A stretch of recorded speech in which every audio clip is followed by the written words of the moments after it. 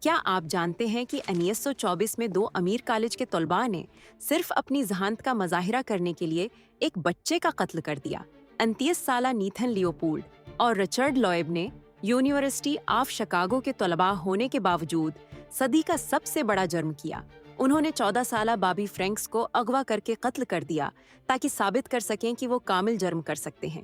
مہینوں کی منصوبہ بندی کے بعد انہوں نے شکار کا انتخاب کیا، بہانے بنائے اور تمام تفصیلات کا جائزہ لیا، لیکن ان کی غلطیوں نے انہیں پکڑوا دیا۔ لیوپولڈ کا خاص چشمہ جرم کی جگہ ملا، کرائے کی گاڑی کا سراغ ان تک پہنچا اور پولیس کے سامنے ان کی کہانیاں مختلف تھیں۔ مشہور وکیل کلیرنس ڈیرو نے انہیں بجلی کی کرسی سے بچایا، لیکن عمر قید کی سزا ملی۔